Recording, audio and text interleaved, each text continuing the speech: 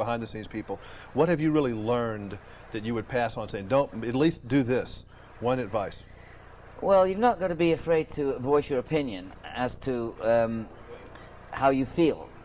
The only difference would be you really can't give advice to anybody, because I always like to look at myself, and hopefully the people will themselves look at themselves as an individual. Although they are a songwriter, although they're a technician, a cameraman, whatever it might be, everybody does it a little differently. There are certain techniques that you've got to apply to every sort of performance, but there's nobody does what Davy Jones does. Nobody does what Jack Keller does or Tommy Boyce does. Nobody does what Mickey Dolenz or Peter Tork or Mike Nesmith does. They are individuals in the same sort of business. So just always try to be positive, and also be a good listener. Because sometimes in show business you can know too much, which also puts people off. So you've got to be careful when you voice your opinion. It's far easier to be critical than it is to be correct. Mm-hmm. So you just listen to an opinion, and if you are going to criticize anything, no matter what it might be, then you do it in a way that is not sort of destructive, but constructive. So it's always good to be able to take advice and also to share and to collaborate with people.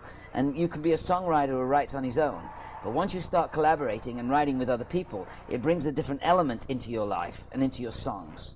Somebody else's experiences, and therefore you're going on to a different thing.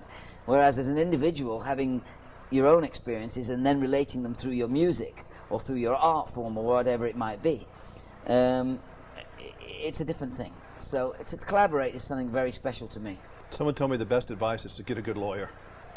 Well, you see, I'm not afraid of that, and I never looked at it as being dollars and cents at the end of the day. Obviously, I have expenses, and I like to make money to be able to treat myself and to be able to look. But you'd be doing this if you didn't get paid anyway, one way or the other, wouldn't you? Somewhere. I can't possibly say I'd be doing that, because my first love has always been horses. I'm really? a jockey. I have a jockey's license. I have a racing stable in England that trained the first Grand National winner back in 1867. I've always dreamt of winning the big race, the Grand National, or the Maryland Cup, or I understand they have jump races also in Tennessee. We have a steeplechase here. Yeah, well, that's my business. The Iroquois, which is named after some horse from England. Actually. Yeah, well, I train not show jumpers, but jumping horses, jumping race horses, and that's always been my love. And you know, it's very nice to do it for art's sake. But you know, there are a lot of people that are out there that have very good touches. And they're lucky, and if they're sensible, they will have good representation, and they will have people supporting them to be able to help them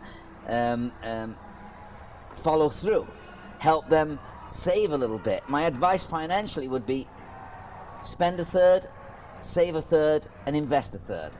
You know, because you need that to take care of all those things that you want, you know, that new guitar or that new piano or that new piece of machinery that's revolutionizing your recording career, whatever it might be. But I don't think you've got to go into it thinking this is going to make me a millionaire, this is what I'm going to do. If it does, you're lucky. But don't think that I'm only doing it for the money, because art doesn't sort of take that form. And there are so many great songwriters in this country, in America and around the world, and so many great writers that write books, and so many great artists that paint, that will never ever be heard or seen. But it doesn't mean because you're not on the bestseller list, and it doesn't mean that you don't go to the top of the charts, and it doesn't mean that because you're not the top of the bill that you're not any good. Because if you stop at the Holiday Inn, or you stop at another restaurant, or you stop at a club and you listen to bands and musicians playing, you say to yourself, I might as well quit now. Yeah. Because some of them are so fantastic and so good, but it's being at the right place at the right time. You were good and you were lucky. I was lucky, and I love to entertain, and that's what I do. I'm not a singer, songwriter, a dancer, actor. Yeah. But ultimately, you were able to pull it off when the time came to do it. I mean, when it came time for Davy, you got to go out there and do this solo, and you did it, and you were good. I was lucky, and I enjoyed doing what I was doing at the time. I was very young, and I just took it the way I'd always taken it. To me, it's absolutely no different than the school play. And I get paid for this now, and I'll continue to do it as long as I feel that I enjoy it, you know. I mean, the Brady Bunch, you know, to somebody else might not be the thing to do, but I appeared on the Brady Bunch. It's not like I'm getting on something that didn't happen. I understand the Brady Bunch movie will be out soon. Yeah. Well, maybe they'll see the reaction that I get within this concept, and maybe they'll be interested in putting me in a thing like that, which wouldn't be against my grain. It would be something that I would consider. So finally about the horses. Now I'm intrigued about that. Did you actually race? You were racing? I've raced. I have a jockey's license. I ride steeplechase. Is that pretty scary? It's very scary, especially when you're 50 years old next year. Because I know I've seen some pretty rough spills that the horses and the guys have done. Well, you see, the problem is that when you get older, you get a little more brittle. And I've broken fingers and shoulders and ankles and things like that. I'm not saying that that's because I'm not a good jockey. It's just that 1 out of 10 rides, you do come off, and you're riding along with 10 or 12 guys, and these animals weigh over 1,000 pounds, and they bang up against each other, and they go over the jumps, and you never know how they're going to land. Sometimes they dive, sometimes they duck, sometimes they turn, and you're up there with a couple of your feet in the irons, and you've just got to have the balance. That must be a rush like nothing else. It's a massive rush, but there again, if you apply the same technique to life, it's a balance. Mm-hmm. You've got to balance yourself. You've got to know when to push it, and when to ease off. Yeah. And it's the same with a song. As you write a song, you go to a song can flow along. Rick Nelson. He was responsible, I think, maybe for introducing that name that we have now to some music called country rock. With a song like Garden Party. And I think maybe there are other artists that have gone along that have never been recognized in Nashville, Memphis, in New York, in Los Angeles, Chicago, Detroit, wherever it might be, that have never been recognized for having started something off. My wife worked for a company called Chrysalis Records in England. Mm-hmm. I think about Jethro Tull's label, 15 years ago, when he was there, in fact. And for 15 years ago, and she designed a T-shirt while she was there.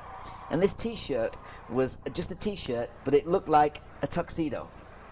Now that thing, a couple of years later, went all over the world. Now she designed it for the company, and she was a secretary in the office, and she made $120 a week. The T-shirt made multi-millions of dollars all the way around the world. She'll never have a name on the T-shirt, but she did design it. But she did it. And there are people, the guy that, had the first Twist record out before Chubby Checker. That's right. Who Chubby is a friend of mine, and a great talent. And he's a really nice person. And in the business, there are some nasty people, and there are some nice people. And it's far easier to be nice than nasty. So you be careful who you step on and who you insult and who you take on. Because, as they say, you meet them on the way down as well as on the way up. So, I tend to try to do unto others as they do unto me, and be a good Christian. You like country music? I love country music. I wrote a song. I was watching Nashville now a couple of years back. And I heard one of the country artists say that, there's too many outsiders singing music. It's probably about 10 years. Tommy Boyce and I sat down and we wrote a song called You Don't Have to Be a Country Boy to Sing a Country Song. And I think music belongs to everybody. And I know there are true country artists, the beginners, the people like, Hank Williams and George Jones and Johnny Cash and Merle Haggard. And people like that. But there are other people that have come into country, and there's a thing happening in country right now, a young country, a crossover, where it's got a little bit more rock into it. I'm not saying that it's as good as, it's just different. And music is a thing that will change and change forever and ever. And nobody knows where it's going to go, but music does one thing, it mingles souls. And this is a very important thing, because unless you listen to you must listen to music throughout the day. There are people that never talk to anybody throughout a day. There are people that never touch anybody. There are people that don't listen to music. I have to do all that throughout my day. I have to talk to somebody, I have to shake somebody's hand or get a hug, and I have to listen to some music, and if that's my day, that's perfect. That's great. Okay, let me get a two-shot here, we're done. So where have you lived over the years? You lived in New York some? I have a house in apartment in Santa Barbara, in California. In fact, in Montecito, where Peter is. But mine's at the Polo Fields. I've had that for a number of years. I have a home in Pennsylvania, and I have a house in England. Yeah, I heard you had a place near Pittsburgh. No, it's between Harrisburg and Pittsburgh. Okay, I knew it was somewhere out there. Near State College. What's the story on that? I bought it in '87. I was writing my first book. They made a monkey out of me, and a guy I knew lived there. I went there. I saw the house, big old 3-story yellow house with sun porches, 16 acres of land at the back. I've put in an all-weather racetrack around the outside. And my dream has been the Maryland Cup. Well, whether I'll stay there after this winter is another story altogether. This was pretty bad.